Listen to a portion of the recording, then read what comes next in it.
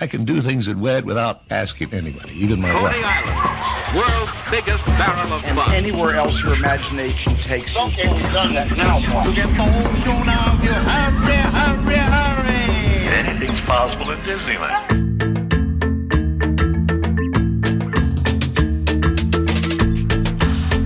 Welcome aboard the Themed Attraction Podcast, where we take you for a ride through the fascinating world of theme park design, that is.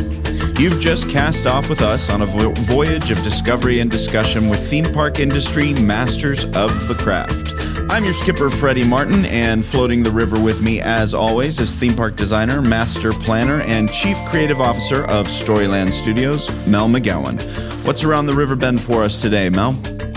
Brady, I'm excited to introduce one of our Storyland Studios creative directors, Mike Schwalm. Mike was previously a creative designer for Walt Disney Imagineering, working with some guys like James Cameron, Joe Rohde, to bring the immersive worlds of Pandora, the world of Avatar, and the Marvel portfolio to life. He also worked on concept development for the Indiana Jones theme bar in Disney Springs, the Happily Ever After Nighttime Spectacular, PortAventura's Ferrari Land, and on and on and on. I am a fan of his, and we've loved the creative collaborations we've had together. Me too. You know, I grew up sketching worlds and places I want to visit, so it's so cool for me to meet Mike and see how his illustrations went from design dreams to reality. All right, folks, keep your hands, arms, feet, and legs inside the boat, because this episode is about to leave the dock. Hit it, Sam.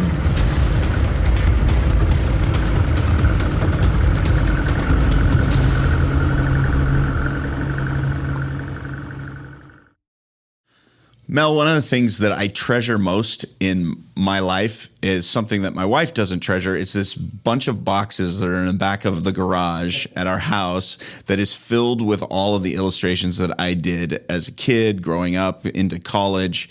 I have just piles and piles of things that I cherish. To me, they're the best drawings that have ever been made. But really, they've gotten me nowhere. And today, I'm excited that we get to talk about Mike Schwalm. He is a really talented illustrator, and just to see the beautiful worlds that he's drawn just really fascinates me. So he's going to be a great guest. You know, he is, and he's unique too, because there's not a lot of fine artists, illustrators that make that transition into the world of getting to actually be creative directors. And you know, if you think about I think a lot of fans out there kind of make the mistake of thinking that the power is just purely in the pencil. Yeah, that, right. You know, they might think of kind of guys like Herbie Ryman. You know, that just right. True genius, obvious, but what they don't understand is there's very few creative leads that happen to be first and foremost trained as fine artists. So, you know, when you have a Joe Rohde or a Tony Baxter who can draw and paint pretty well, but at the end of the day, that still wasn't their foray, their entree, their education or their background. It's something they've picked up over the years to convey ideas and stories. But yeah. Herbie Ryman, without Walt Disney over his shoulder as essentially the creative director, you know, that's the unique and powerful pairing and stuff. And again, Mike's just such a great and unique guy. Because I mean, I love the story of him just getting contracted to do a simple wall map, but then needing to force himself to go back through and you know, creating a backstory and a name and for every ride show attraction. It reminds me of again my pile of drawings as a kid, you know, of the lost theme parks. Yeah, and the sort of idea of taking something that somebody else is asking you to do instead of you coming up with the ideas all on your own is a challenge, and we're going to get into that with Mike a little bit here in the interview. What gets me excited also about this is that he has made that leap into being a creative director. So you bring those painterly qualities, that illustrative design eye, which then gets to leap into the real world. And so here's a guy that can be an inspiration to a lot of people. Amen. All right. Well, we got a lot of river to cover today with Mike. So let's head back to the Blue Sky Loft at Storyland Studios with our guest, Mike Schwalm. Hey, Mike, awesome to have you join the podcast today. You're actually our very first, that I recall, Storyland Studios team member that we've had into the podcast. So welcome aboard. Woot. Well, Yeah, we're glad, cool. I'm excited to be here. Thank you. definitely glad to have you. It's exciting to kind of see some of the things that you've worked on here at Storyland as well. I always get such a kick. We were just looking out over the workshop and seeing some of those really cool projects that people get to make when they come around here. It's cool. Right. And trying to figure out what things are when they're in progress. Like, is that a giant piece of pink cheese? It very possibly is a giant piece of pink cheese out there in the workhouse right now. But who knows? It could be It some could sort be of part of a dragon. I have no idea. It could be cheesy dragons. Well, you, my friend, have had quite a journey in your relatively young life. Yes. You still got a pretty good head of hair on you. So Thank you. Many chapters to be written, but it's going away, man, though. alive, what a road you've been on already. Yeah, it's been fun. Worked a lot of different places, but enjoyed all of them. And I like bouncing around and figuring stuff out as I go and making things up as I go. And so, yeah, it's great. Well, catch me up. Tell me how you got started in the industry, and stop about right when you were hitting your when you're hitting your pace, and then we'll start talking about where you've been the last 10 or so years. Okay. All right. So I've wanted to design theme park rides since I was a little kid. I was obsessed with Disneyland. All I did when I was Southern California kid? Yeah. No, I grew up in New Mexico, but my dad worked out in California for a while. And so we'd come visit him a lot on business, and he would always take us to Disneyland, and he loved Disneyland and loved running around on Tom Sawyer Island and all that. So, loved Disneyland. Spent all my free time as a child. I was homeschooled for a good chunk of time, so I spent most of that time building models of theme park rides and theme parks and having a blast doing that. And then in college, I ended up doing the Disney World College program and worked at Rock and Roller Coaster, and was just asking everybody I knew, just hourly cast members, being like, "How do you become an Imagineer? What do you have to do?" And nobody knew, because there's no real road. It's kind of a big divide between Disney and it's like World cast members, especially totally. in Glendale. And then I ended up studying set. I went back to school and ended up studying set design for theater and illustration in grad school. And after grad school, I got an internship with Imagineering directly. Grad school was interesting because I went to a little school called the Portfolio Center, and it's primarily design, but they have a little illustration program. And I just remember for all of my projects, I would always be bugging my teachers if I could turn it into a theme park related thing. And then after a while, everybody just kind of knew what I was up to, and then I was just like, fine, do whatever you want. And so when I was done with the Portfolio Center, I had a cool looking theme park portfolio. And all of my projects were theme park related in some way, shape, or form. So it was really fun to be able to take that to Imagineering. I had a connection through the school who had a job there, and she got me an interview. And they really liked my portfolio because it had a story running throughout the whole thing. And it was cheesy and kind of like Wizard of Oz, but I was shipwrecked on the island of my imagination, and I was exploring, and it was encountering all the different projects I had worked on, and I had connected them all together in different lands and whatnot. And then at the end of my portfolio, I was trying to figure out what to do within the story, and it turns out as I had explored my imagination had grown, and so there was all this unexplored territory. My portfolio ended with me heading off into the unexplored territory of my imagination, the uncharted part of the map. And so when I interviewed, I gave everyone at Imagineering, I printed out on papyrus. I did this really cool pencil sketch of my imagination, the island, which is like a theme park basically. And I handed that to everybody in the room, and it printed out on papyrus, like this really cool old looking papyrus. So not in the font, but in the actual paper. Oh, but I do love the font. Don't get me started. You're the last person standing that loves the papyrus font. I think I'm holding out as long as I can. But we're both going to bring back the red papyrus font. Yes. And so that was really cool to be able to hand that to them. And I think they told me later that I got the internship because they loved that my portfolio was a story. And I remember being so nervous presenting it to them. And they kind of were in the mood to hear the story bits, but they mostly just wanted to see the project. So I got halfway through and they're kind of like, all right, speed it up a bit. Yeah. But they still appreciated what I was trying to do. And I like stopped everyone and made sure I read the end of the story. Oh, that's nice. That's really cool. I'd love to see that someday. You still have it? Yeah, I do. And I look at it every once in a while and I'm just like, wow, it's so bad. All of it's so bad. Yeah. I've come a long way in a short period of time. So on the Disney chapter, got to work with some fun people and fun projects. Yes, I had a blast working in Florida as an intern. A really cool group of interns I was with, and primarily working on all the next gen stuff that was coming to Disney World, designing a lot of the little kiosks and touch points and all this stuff to help implement that new system. But I also got to work on the downtown Disney.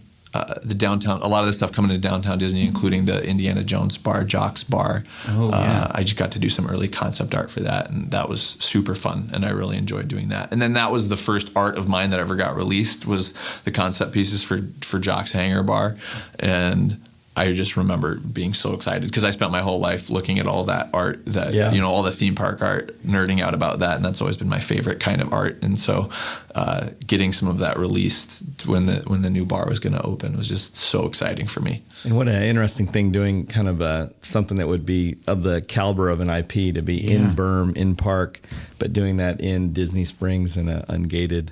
You know, I know the challenge of doing kind of the differences in budget, scope, and scale, but still to put you in that world is pretty cool. And it turned out super cool for as much as stuff gets value engineered and whatever else. Because initially we were gonna have the plane, the C-3PO, Jock's plane from Raiders of the Lost Ark was gonna be hanging up above in the garage as if it was being worked on. Yeah. And then that got value engineered, but it was still gonna be there. It was gonna be outside in the water because it was at one of those pontoon boats. Is that what they're called, like a water boat? And then eventually that got cut. So no boats, but there's plenty of pictures of it, I think, in the bar. So that counts. Story is still there. Yes, the story is still there. Yeah, that is one of the most detailed places that you can go to.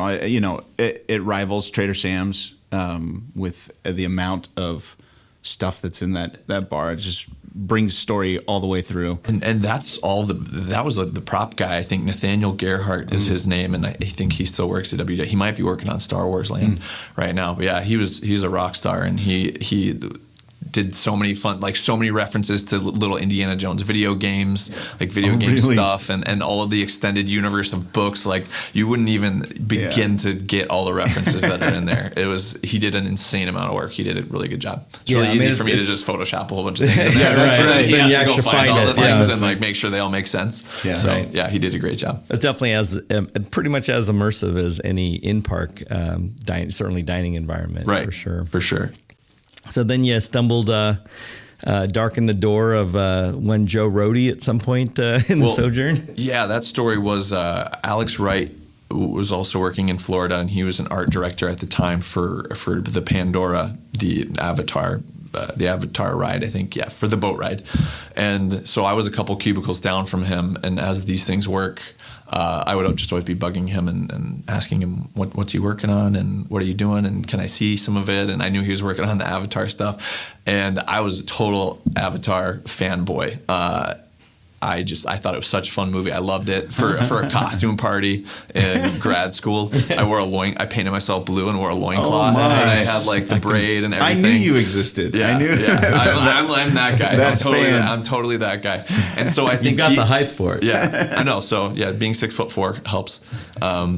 But I think he was super excited. My enthusiasm for it, anytime he showed me anything that they were doing, I think he was like, right. Because I'm like, oh my gosh, that's so cool. All the stuff and the creatures and the Thanator and the this and that. And so as I became available to help with stuff, he had me just do a couple little things on the side here and there, and then started showing them to the team in California because he was going out to California all the time. And so he started sharing stuff with the team out in California, showing them what I was doing. And a lot of it was just designing new plants that weren't in the movies and stuff like that. And I was just in heaven doing that. I just was so excited to be doing it. You're like in heaven, designing heaven, basically. Yeah, totally. Pandora. Totally. Yeah. Yes, the most beautiful place in the world. And so he started showing that stuff to the Florida people.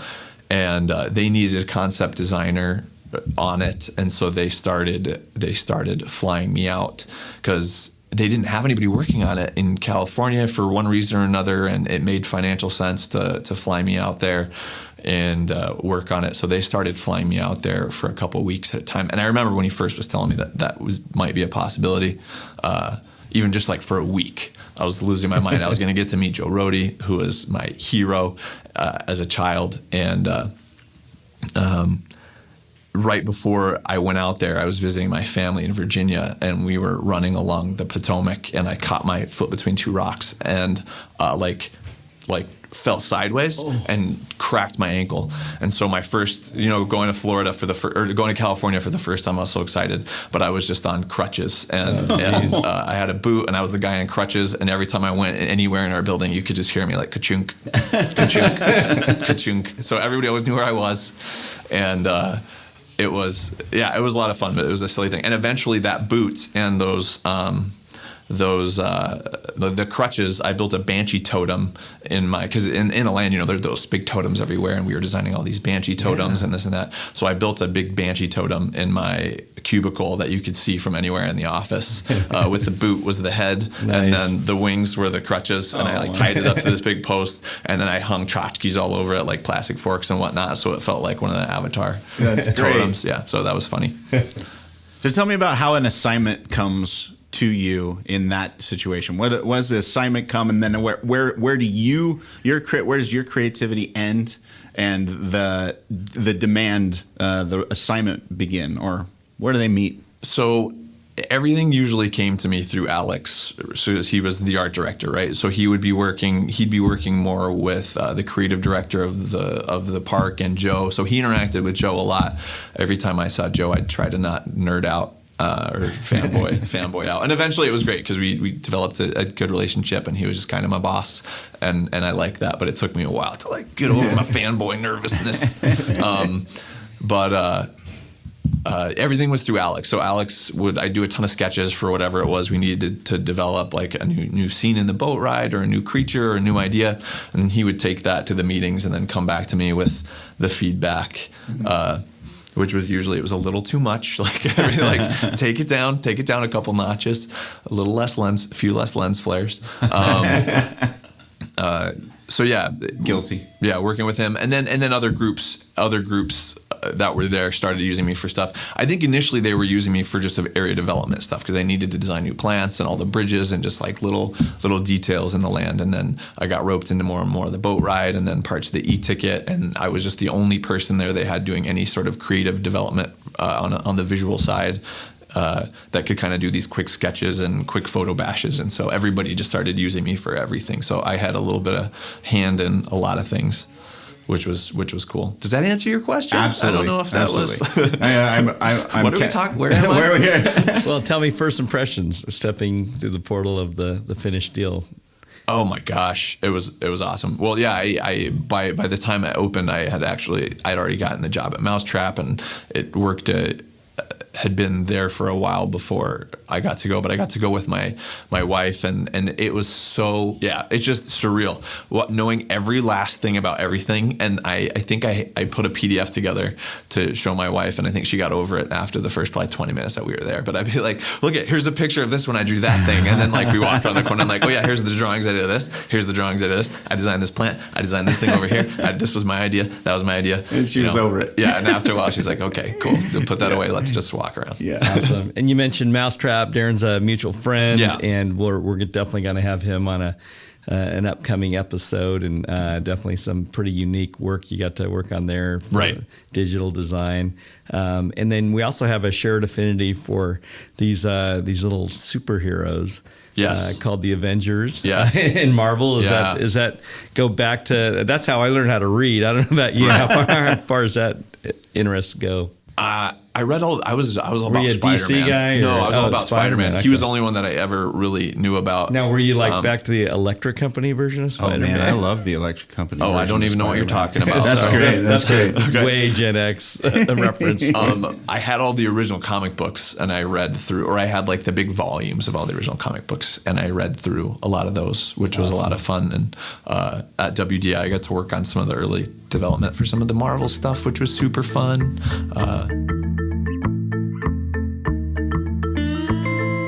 How do you tell a story when people listen with more than their ears? Stories change lives. They make us remember, but only when they are felt and not just heard. Storyland Studios builds the impossible. We turn big ideas into reality. We tell stories in 3 dimensions to stir the senses so you can walk into places you've only seen in your dreams, in real life and real time.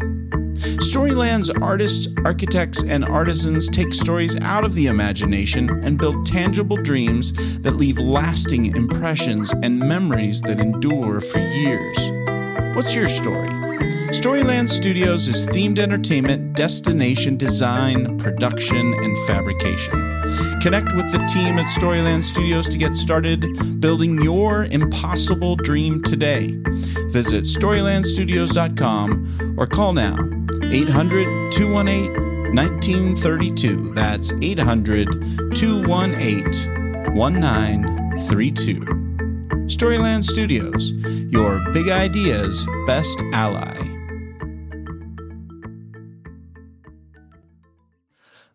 Yeah, and so then we're working on the Avengers stuff now at Storyland, which is cool because I worked on this thing a few years ago, and now I'm working on round 2, Yeah. but like in a 2.0, totally at yeah. a different point, working for a different place, and so it's funny how this stuff works. Yeah, well, I would love to, get your compare contrast working with kind of the motley crew that we've got here, and some of the projects like that you're working on currently. We've got kind of a unique take on the blue sky process that I know is much expedited, given some of the different scopes and scale that we're able to work with, particularly in the nonprofit sectors. Which I think is cool because as hard as it is. So yeah, the way we do things is usually we meet with a group. We meet with a group, and right now it's a nonprofit in Fairfax, Virginia. So we were just out there last week meeting with them, and we're working on a kids area for them, and then doing some other sort of beautification stuff. But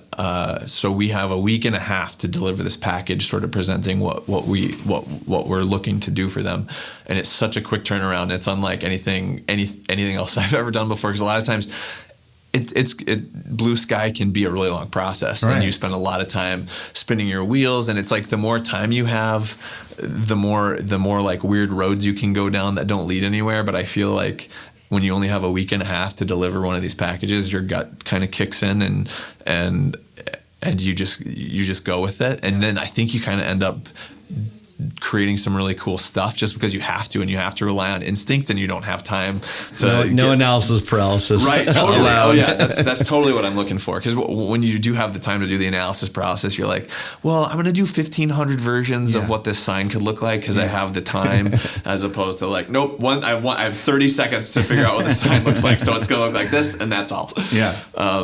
But it's a fun process, and I like it a lot. So I'm in the middle of it right now, and I'm a little stressed out that Mel asked me to do this because I don't have time. I have a week to do this. Why are you asking me right now? But no, it's good. It's fine. Everything's fine.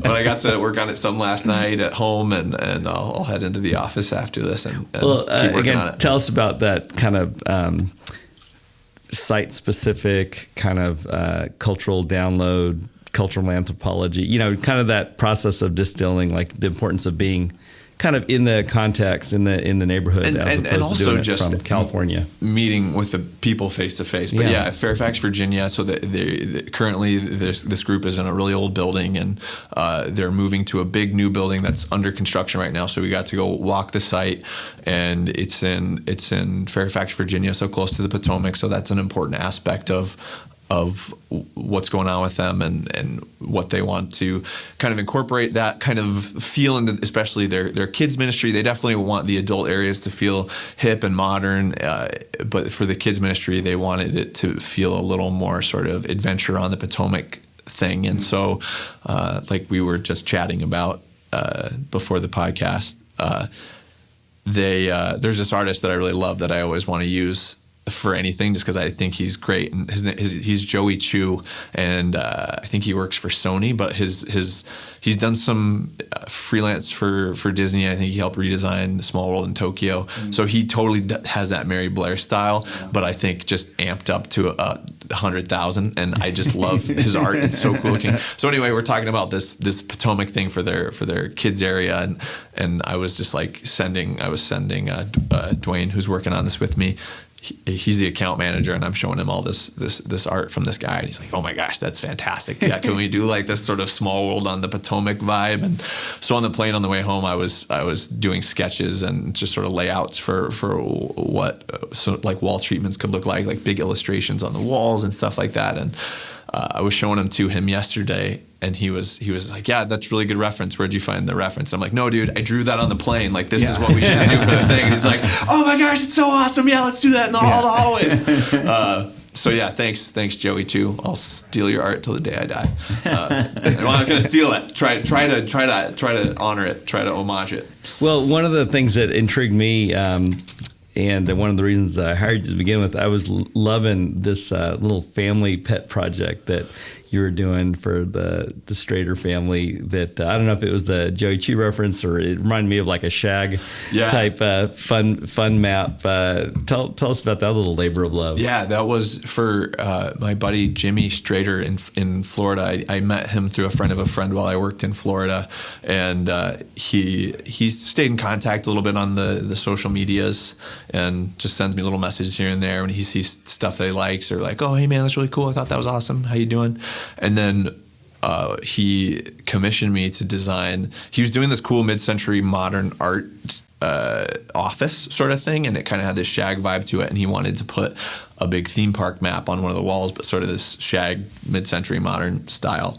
And so I chatted with him a little bit about, because that's a big undertaking. It's like designing a whole theme park, right? Because he wants, you're gonna do it right, right? If you're gonna do it right, it's designing a whole theme park. And I did. I wanted to do it right, and he was paying me, and I wanted him to like it and everything. So, but I chatted with him a little bit, and he had a couple things. I was just trying to pick his brain about what he wanted, and he was like I like these things, but I really don't care. Like, if you just kind of do what you want, do whatever you want, and that's the most daunting thing in the world is to not have any constraints. Yeah, no budget, scope, or schedule constraints. It's like I could spend the next 10 years working on this, dude. Like, that's stressful. And I didn't really know what the timeline was going to be on it, and he didn't really care. So it was just kind of like whenever you can get it done.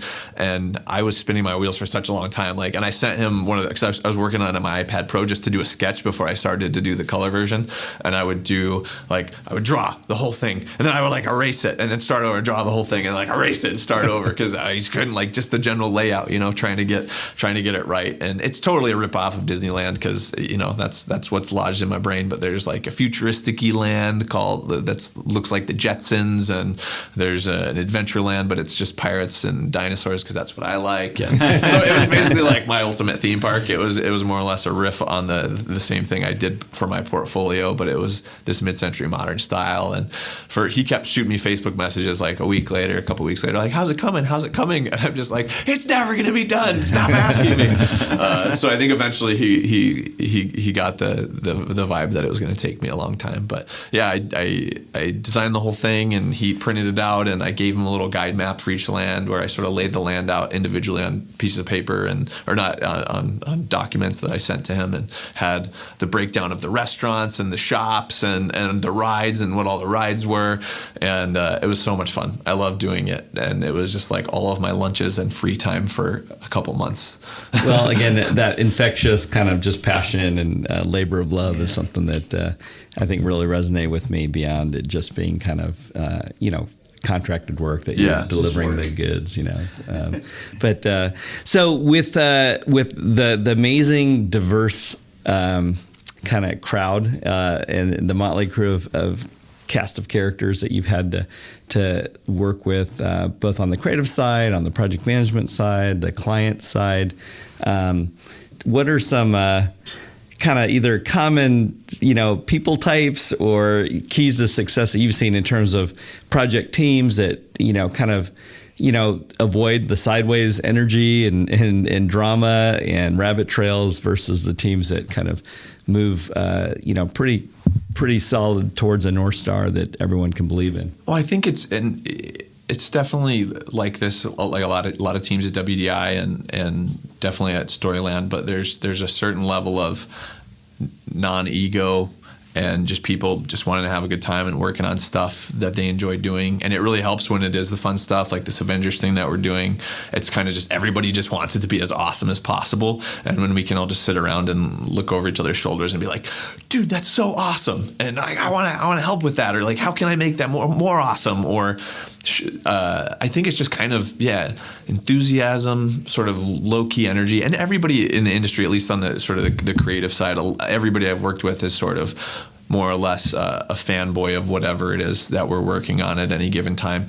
And even the stuff that's not related to a big IP, like some of these nonprofit projects where it's like doing a kids area, kind of creating your own IP a cool in some teen ways. space. Yeah, and relying on taking a lot of the stuff that we love to do and the things we enjoy, like Johnny over at Storyland loves the hover cars and gets the hover car into any project that he can. And there's a few Boba Fett's and he loves the Boba Fett's and the hover cars so just finding a way to bring those into any project, and he's so excited about it. I think he gets everybody else just really excited about it. Like anytime I talk to him about anything, he gets so excited. I think you've just unleashed an entire Disney legal team of lawyers to every project we've ever done. It's hidden Boba Fett. Oh my Thanks gosh, a lot, bro. Please don't look too deep. You don't want to find him. But yeah, it's just great working with people that are so excited to be working on what they're working on, and I think that's the key to success. Sort of is no ego and everybody just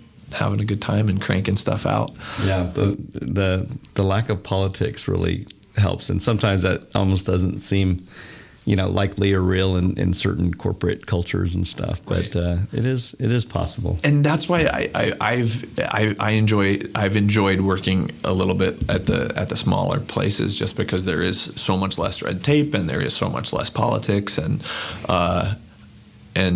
it's generally just a much more easygoing, relaxed experience. Even if the stakes are high and whatnot, I think if it has more of that family feel and everybody can kind of just get behind it and work towards an end goal, it's a good feeling and it's a nice place to exist. And kind of as a creative executive, that's kind of one of the roles that I think is pretty important too, is keeping kind of the creative and design team creative and and somewhat shielded. I mean, guys like Marty Sklar, that was definitely some of the strength, kind of unheralded strengths of kind of almost kind of dealing with all that stuff and kind of shielding the team from it and kind of making sure the team is able to stay focused and having fun. And that was actually one thing I really liked when I was working on the Avatar stuff, that Alex always that was his role, and he saw it as my role. Alex Wright was like to protect me from all of the red tapey stuff. Like, you just sit there and draw and get stuff done, and I'll go sit in these meetings and listen to the people talk the talk. And because I always be like, do you need me to come to that meeting? Do I need to be in that meeting? And he's like, no, dude, I got this. Yeah, I really think of it as like there used to be a role like the shield bearer. You know, like, that's right. Right. And then or armor bearer or something. Laura Yunkin, who was also the producer on the boat ride, like they worked together, and I felt like that was kind of their job, as like I was hunkered down in the bunker and they were taking all the flack from above, and I was just trying to get the stuff done while they had to manage all of the politicking. So that was good. So we were just talking about landing our Star Wars Galaxy's Edge reservations. Oh, that's right. You're not excited about that, are you? No, not at all. I wasn't up all night the night before online refreshing my computer to make sure I was there at 8 a.m. Yeah. But no, yeah, my wife took that on because I had to go to work, but she was excited about it. So we're going June 4th, and I can't wait. June the 4th be with you. June the 4th be with you. And we're going with her family. There's 6 of us. They bought T-shirts, which I didn't know till the other day. They're Mickey Mouse, but it's like one ear's the Death Star, the other one's a Millennium Falcon, and then the whole face is filled in with other Star Wars stuff. And there's 6 of us, which is perfect to fly the Millennium Falcon, right? But my wife can't do it because she's pregnant. She's like 8 months pregnant. And congratulations! So, thank you. Very excited. You get a single rider with you. Second baby. Whoa! Oh yeah. We should work the system and get a rider switch pass, even though the baby's not born yet. Yeah. So we'll get a single rider with us. Yeah, you're right. But yeah, so excited. Can't wait. Even if we don't even get to go on the ride, I'll just be happy to like be in there for 5 minutes. Or I wonder how they're going to do it all because it's 4-hour windows. Yeah. So how do they kick you out after 4 hours? Well, whether it's wristbands or some sort of way to even move people through the story from one end of the land to another, because they do overlap. The times overlap. Right. There will be at some point 2 groups within the land at the same time. Yeah. So May the 4th, one of our national holidays at Storyland Studios. Were you able to make it in, or were you on the road? No, I was there, and that was actually a ton of fun. We made we screen printed the T-shirts with the Millennium Falcon. I ruined my shirt because everybody before me was going too hard, and it was making the shirts a little too inky. So I went too soft, and then I had to do it again, and then it was like really screwed up after I did it again. But no, my shirt, it's okay. It was really cool. Millennium Falcon design on the T-shirts, and then we played volleyball with inflatable Death Stars for a really long time, and I got really hot and gross and sweaty. But it was fun. Yeah, we tacos. It's like a combo of Cinco de Mayo and May the 4th be with you. Magical, wonderful combo of. It's a Mexican Star Wars party. Well, it's no wonder that Star Wars New Hope started with a cantina. That's all part of the game. Oh, it's all making sense. It's all coming together. That's cool. Awesome. Well, what are you excited about? Where's the future of the industry going? We kind of have a unique vantage point and position with getting to work with so many kind of unique and creative visionaries and entrepreneurs and leaders. Love to get your take on that. I mean, I would talk about this with the people at Mousetrap a lot of there's this weird sweet spot where it's like people want to have this personalized experience. It's like they're on an adventure and they're doing the thing, which is why I'm very curious to see what Star Wars Land is going to turn out like if that's gonna hit the nail on the head. And then on the other end of the spectrum, there's the escape room thing where you feel like you're doing it, and the high end escape rooms where it's got the really, really high production value. I love those because it totally feels like you're in an adventure for an hour or whatever it happens to be. And there's some sweet spot in there where it's like you're going to kind of line the escape room up with the operational hourly ride capacity or whatever that Star Wars Land is going to have with this really small, intimate experience that I think is going to blow people's minds, where you really feel like you are on an adventure. And you actually, the whole interactivity thing is great, but I think all that means in these days is like you shoot a gun at a thing. And I especially when you have to do it on a big scale. So I'm very curious as to how the interactive, where you're actually influencing the adventure, how we all find a way to sort of create that on a big scale where it's not just shooting guns at stuff. But I think the Void, I haven't done the Void yet. I keep meaning to, and then it keeps not working out. But I hear the Void is a really cool take on it, 'cause it's kind of an escape room, but you have the really high quality feel, but you still have to wear the thing on your head. So it's like, what's the version of the Void where you get to do the Star Wars thing, but you don't have to wear the thing on your head? So I don't know. What do you guys think? Yeah, I'm fascinated with the idea that from the very simple, like an escape room, to something like the way Knott's Berry Farm does the Ghost Town Alive thing, where at least by that everybody's on a schedule, right? And so the folks who have to work it, they don't have an IP that they're stuck to, so they just play their character, Right. and they know that at 1 o'clock the hanging starts, or Right. whatever that happens to be. The judge is going to come out and pronounce sentence, right? Right. So they all know to be in places when they're supposed to be. Right. You ramp that up into something like a Harry Potter or a Star Wars situation, and now it's got to be computerized. It's got to be if somebody's going to change one thing in the process, in the story. If you guessed number 475 can change the way this whole thing goes, it's got to be spread throughout the entire organization. And I think I think the technology's there. We can get on our phone. My son just started where you can deliver food. It's like the Uber of food. What's it called? I know what you're talking about. Yeah, I say anyway. it all the time. Uber Eats. Uber Eats. So it's like that. Yeah. But anyway, he just goes out and they know where he is at any given time. They know when he's arrived. They know when the food has been picked up and when it's been dropped off. Yeah. Well, same thing with Waze on our phones. The information is being told to everybody all at once. And I think that is where full-on experiential design, where we have an impact on what the outcome is where it could go. Yeah. I don't know if I'd like that. I don't know if I want to be that complicated. Right. Until I see it, and then I might say there's no other way to be, you know? Because there's part of me that does want to have that influence, but then that also stresses me out a little bit. Like the Millennium Falcon ride, I'm like, what? Like I kind of want to just have a passive experience and pretend that I did a really good job and that I am the hero, like on Star Tours, you know, kind of like or Indiana Jones, like pretend you're driving the vehicle and everything turns out okay, as opposed to actually piloting a vehicle where things can go wrong. Yeah, like and things could go wrong, and I could have less of an experience than they really intended for me to. Right. I don't want to. Right. I don't want to just like land on the planet and have everybody say, "Well, that was boring." Yeah, Because that's what I would do. It's the escape room when you fail to escape. Right. Yes, basically. exactly. Yeah, it was great. We never got out. We don't get to get the selfie. Right. I think there's a triple threat kind of in a lot of ways. Galaxy's Edge will be kind of a taste test preview. I think of it as, you know, there's a bar that's been reached with whether it's Wizarding World of Harry Potter, Pandora, Galaxy's Edge, of this immersive environmental design. Yeah. And by the way, I know not that it's like these $500 million plus production values. I mean, I think you find that in some of these living history museums. That's right. Totally. You know, from Colonial Williamsburg to we just had the kids up at Tombstone. I mean, that's very from Ghost Town. Just you can have these amazingly just naturalistic, low key, low tech settings, but still be completely immersed because of the actual historical patina that's there.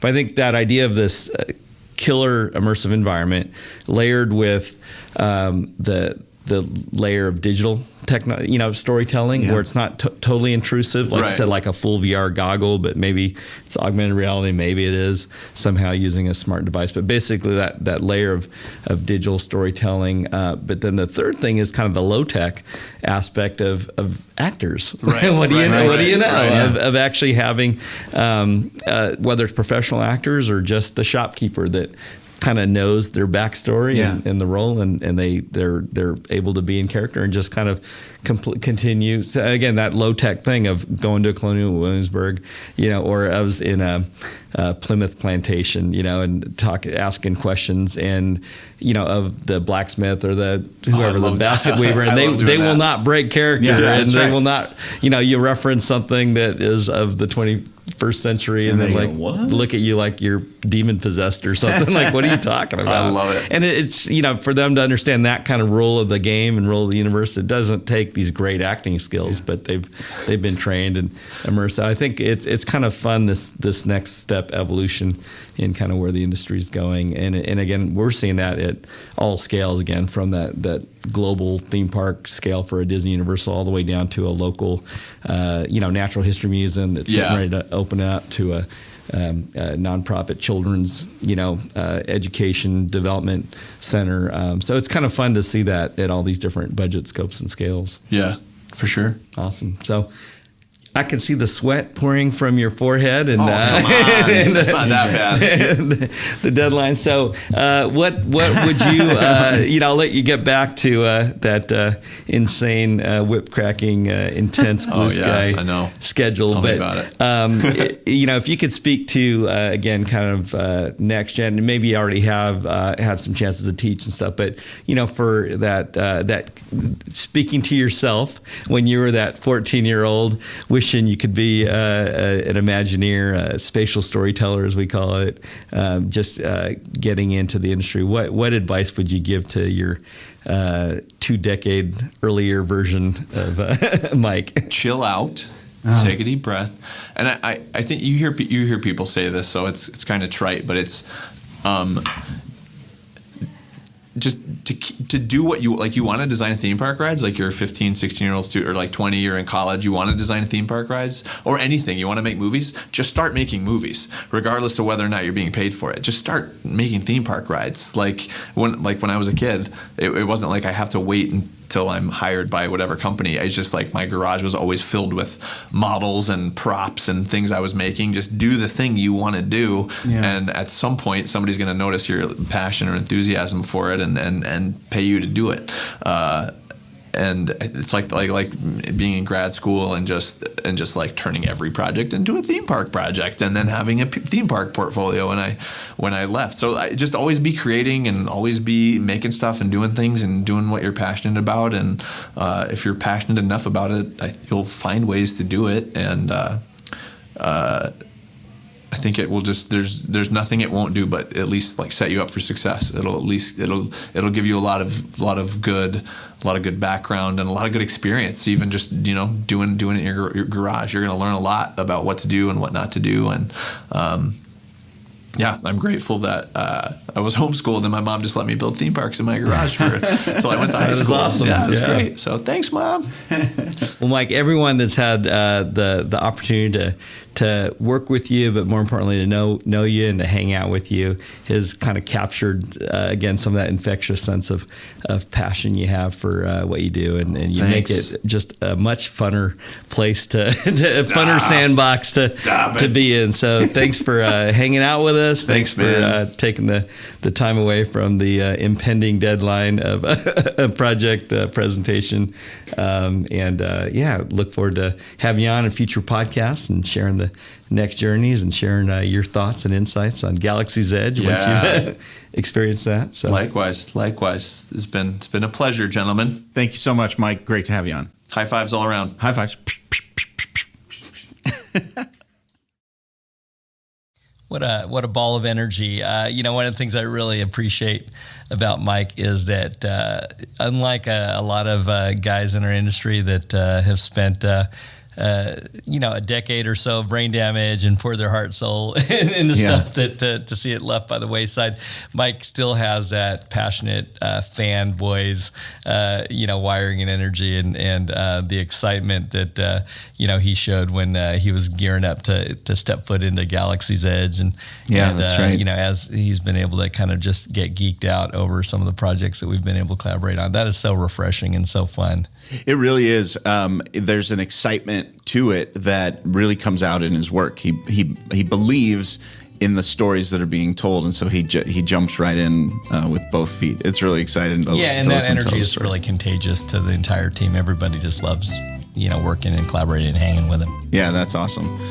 Well, Mel, this has been a fun ride with Mike, but we need to head back to the dock. The tide is turning, so what say we follow the tide and head back to the dock? Let's go. All right. Thanks, folks, for listening. We'll talk to you next time.